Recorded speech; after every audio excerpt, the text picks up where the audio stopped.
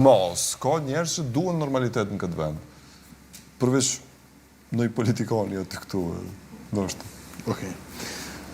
Unë shoh si proces normal, pas një ose dy cikleve zgjedhore, të cilat bie që mandati kalum i legislaturës, të cilat arriti që prodhoi institucione ekzekutive, qytetarët u detyrun pa vullnetin e tyre me drejtu një herkutive të votimit, për mbyllje e procesit zgjedhor dhe tashmë certifikimi rezultateve, gjithsesi se sjell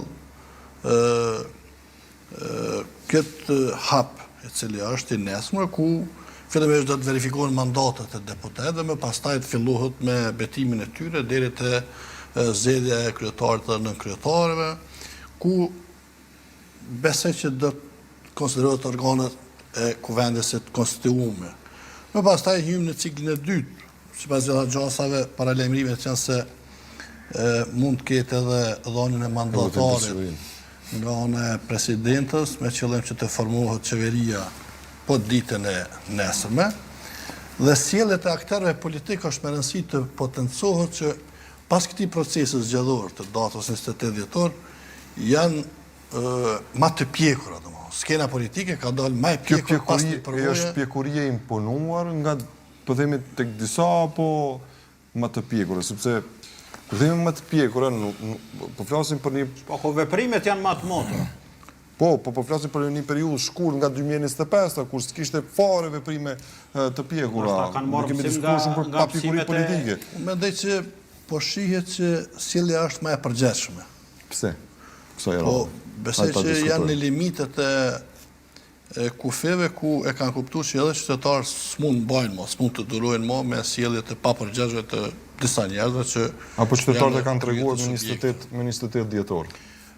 Unë vazhdoj me mendu që përveç vitit 2021 që ka qenë votë ndëshkuese, edhe vota 28 dhjetorit ka qenë votë ndëshkuese. Nuk është në kuptimin e mirëfillt të fjalisë votë e cila mbështet qeverisën e mirë, ndoshta të partisë e cila ka qenë për 5 vite në pushtet, po për shkak sjelljeve që kishte një pjesë e spektrit politik gjatë ose gjitha subjektet politike gjatë vitit 2025, qytetarët edhe një herë domethënë kanë vendosur që me pas një votë ndëshkuese.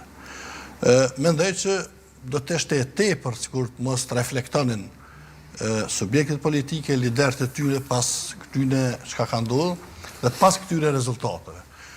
Dihet domosdoshmë që gjitha thuajse partitë kanë humbur elektorat me përjashtim të një subjektit, por çka është interesant që edhe vetë subjekti që ka fituar vota me bëllëk, ose ka fituar 51.10, domosdoshmë rezultati më i madh në gjitha kohrat, qysh ditën e parë ka filluar me një sjellje tjetër, apo me një qasje tjetër, në relacion me spektrin tjetër, domethënë politik, me aktorë të tjerë politik. Dhe mendoj që ka ndihmuar për me u zbut klima politike në vend. Konsideroj që është një hap i mirë dhe mendoj që nuk është duke minu procesin e zgjedhjeve të organeve të cilat pritet që të zgjidhen deri në fund të muajit mars, duke përfshirë dhe presidentin e vendit.